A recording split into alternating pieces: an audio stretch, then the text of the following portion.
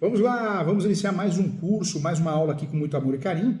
E hoje eu quero trazer para você sobre o mundo de leilões. Nós vamos falar tudo sobre leilão, como iniciar, como começar, quais são os riscos. Então, a ideia é que você conheça de verdade esse assunto, tá bom? Então, leilão judicial na prática. Professor, o que é leilão judicial? Diferente do leilão extrajudicial não tem briga, né? Não tem briga. O leilão extrajudicial, normalmente eu tenho uma casa, e eu, por livre e espontânea vontade, eu deixo para o leiloeiro vender no site dele. Até existe uma discussão se isso é errado ou é certo, se isso é contra os princípios até do Cresce, né? Porque quem negocia imóveis é o corretor de imóveis. O corretora imobiliária, com Cresce. Será que o leiloeiro poderia fazer isso? Então existe, é um tema polêmico. Será que o leiloeiro pode fazer isso? Ele está exercendo uma função de corretor. E para ser corretor, exclusivamente tem que ter inscrição no Cresce. Então, é um tema polêmico, é um tema de objeto de muita discussão. Eu, particularmente, não acho certo, eu acho que não deveria o leiloeiro ter essa possibilidade de colocar no site dele um imóvel, dar a entender para o leigo que é leilão. Não é leilão de nada, né? Na verdade, está usando o site como uma venda, como uma imobiliária, como uma corretagem. Eu não gosto muito dessa ideia, respeito, mas não gosto muito. Eu acho que vendas de imóveis tem que ser com corretor, tem que ser com imobiliário. Eu acho que confunde as profissões, mas respeitamos outras opiniões, claro. O leilão extrajudicial, ele acontece por livre e espontânea vontade do vendedor, ele procura o leiloeiro para que ocorra a venda, e o leilão extrajudicial pode e ocorre muito em virtude da falta de pagamento do financiamento imobiliário. Então, normalmente o financiamento imobiliário mais utilizado no Brasil é a alienação fiduciária. Eu deixo de pagar por falta de condição financeira, o banco, seja público ou privado, o Itaú, Santander, Caixa Econômica, Banco do Brasil e outros, ele convalida a propriedade. O que é isso? No financiamento imobiliário, o mais utilizado no Brasil, sem dúvida nenhuma, é a alienação fiduciária. É o mais utilizado, porque os juros é menor, então é bom para o contratante. Além dos juros ser menor, o banco tem uma garantia maior. Então, é bom para todo mundo. Por isso a alienação fiduciária que vem dos Estados Unidos pegou. Pegou porque os juros é menor em virtude da segurança que o banco tem em emprestar o dinheiro. Olha que interessante, a alienação fiduciária, o banco empresta o dinheiro, compra o imóvel, passa para o nome dele. Eu comprei o imóvel, passei para o meu nome. Eu sou Itaú, Santander, Bradesco, Banco do Brasil, Caixa Econômica. E você deve para mim. Você vai pagar as prestações para mim, é um empréstimo. Só que o imóvel está no meu nome. O imóvel é meu. Você paga, e se você pagar tudo, chegou o final, eu, banco, passo o imóvel para você. Dou baixa no gravame, eu passo para você. O imóvel, você passa a ser proprietário. Se você der um deslize e não pagar, eu sou dono. Então eu te notifico, falo, você não pagou, viu?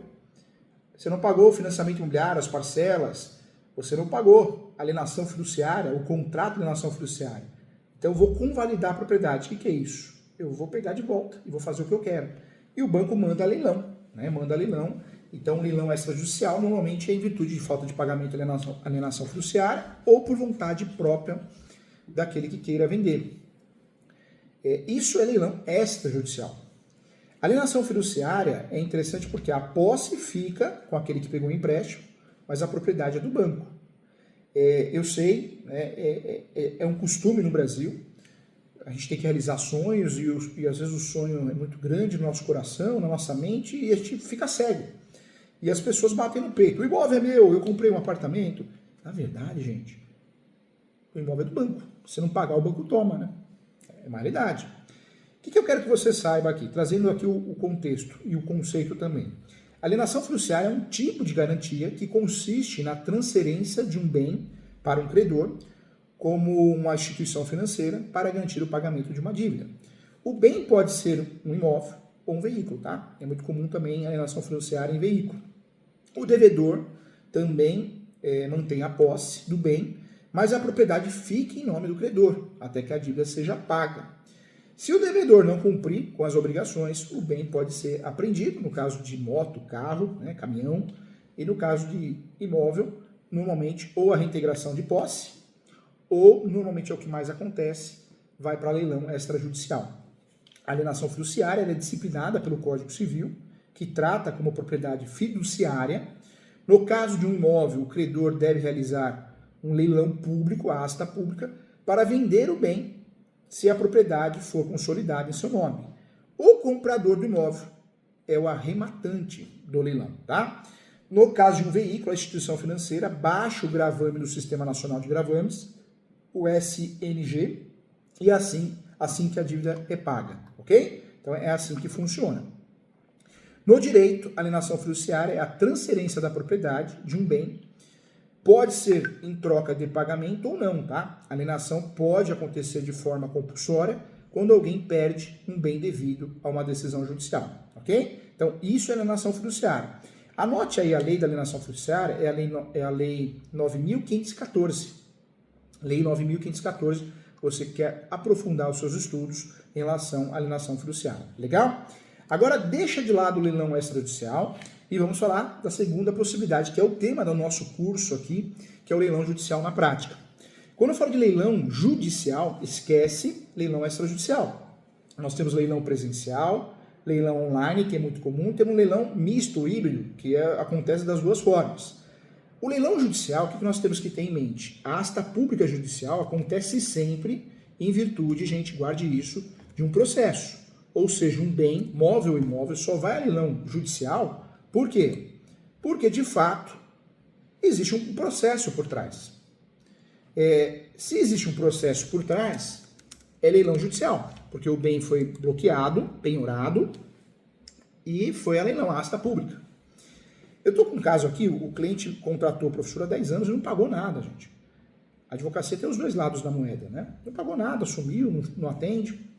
Resolvemos lá o problema dele jurídico, deu certo, mas não paga. Não tem interesse em pagar, porque era só fazer um acordo, eu sou do bem. Eu fiz uma ação de execução, ganhei, claro, de direito, e não pagou, né, dentro daquele prazo. Eu pedi o bloqueio do imóvel no Guarujá. O judiciário, na prática, ele faz o quê? Ele abre as opções. Você quer que vá a leilão, a asta pública, leilão judicial, ou você quer adicar o bem? Adicar o bem, você vai descontar o valor da dívida e paga a diferença, tem que depositar em juízo. Chama adicar o bem. Quando você não quer isso, você pede que vá a leilão. Você apresenta 3 avaliações do imóvel, 3 avaliações, ou pede que o juiz nomeie um perito para fazer a avaliação, e o imóvel vai à asta pública, tá? Então, leilão judicial, sempre, gente, existe um processo por trás. Pode ser uma reclamação trabalhista, um processo na Justiça do Trabalho. Leilão podemos dizer, leilão judicial, que pode ser uma ação de cobrança, que é a ação de conhecimento, pode ser em virtude de uma ação de execução, pode ser em virtude de uma ação monitória. O bem só vai a leilão por ordem judicial, por isso é leilão judicial. Na prática, o juiz nomeia o leiloeiro, por algum motivo, por currículo, por apresentação, e esse leiloeiro faz todos os trâmites. Qual que é a ideia do leilão judicial? Pagar a dívida. Na ação de cobrança, eu vou provar que existe aquela dívida, e se eu ganhar, após a sentença, eu vou fazer o cumprimento de sentença. É onde eu peço bloqueio, peço para ir a leilão. Se eu estou fazendo uma ação de execução, é porque eu tenho um título executivo extrajudicial. Então, é uma ação mais curta, mais rápida, já começamos no segundo tempo, não tem aquela fase de conhecimento, de discussão. Já entro para cobrar. Então, também já posso pedir o leilão. E a ação monitória, que aprendemos errado na faculdade, eu sempre falo, ação monitória é cheque prescrito, nota promissória prescrita, não é. A ação monitória da realidade hoje é por WhatsApp. Você emprestou dinheiro para um amigo canalha, né? Porque, poxa vida, é tão difícil alguém emprestar dinheiro para você, você vai e não paga o amigo, você tem que ser bem canalha, né? Então, você emprestou dinheiro para um amigo, amiga, namorado, namorada, e ele não te pagou. Então, você pega aquelas mensagens no WhatsApp, leva para um advogado da sua confiança e faz uma ação monitória. Porque nas mensagens do WhatsApp, se tiver o valor da dívida e a confissão da dívida, que ela está vencida, pronto, já dá para fazer a ação monitória. Ninguém mais faz ação monitória por causa de cheque prescrito. As pessoas nem usam cheque. Ainda existe, mas não usam. Nota promissória, duplicata. Hoje em dia você usa muito ação monitória em virtude de provas, né? Provas como WhatsApp, e-mail e outras provas em redes sociais também, tá bom? Então fique atento em relação a isso. O leilão judicial, gente, é uma venda pública. É uma venda pública de bens de um devedor. É autorizada por um juiz, né? Juíza, pelo Poder Judiciário, para quitar as dívidas, a dívida do processo. O objetivo, gente, é arrecadar o dinheiro para pagar o credor e as despesas do processo, hein? Ok? Do processo. Combinado? Os leilões judiciais, gente, eles podem ser realizados em processos de diversas esferas judiciais. Pode ocorrer na justiça estadual, que é muito comum, ação de cobrança, ação de execução, ação monitória. Na justiça federal, em virtude de falta de pagamento de tributos, até com a Receita Federal, é muito comum. Na Justiça do Trabalho nem se fala, inclusive na Justiça Eleitoral, tá? Então isso é importante. O processo de leilão judicial é o seguinte: o credor move uma ação judicial contra o devedor, pode ser cobrança, execução, ação monitória, reclamação trabalhista, dívida fiscal, execução fiscal. O devedor é condenado e não paga a dívida, porque se pagar encerra o processo. Então o juiz determina a penhora dos bens ou do bem. Os bens vão a leilão, porque o juiz nomeia um leiloeiro. Então o bem vai a leilão, o valor arrematado é utilizado para pagar o credor e as despesas do processo. Quem arremata pega a carta de arrematação, vai no cartório do registro de imóveis e registra, ou, se for bem imóvel, no seu devido lugar, e se torna proprietário, tá? No caso do leilão ter alguém, um mutuário que não quer sair, alguém que não quer sair, o arrematante, ele faz o quê? Ele faz uma ação chamada ação de missão na posse. Combinado?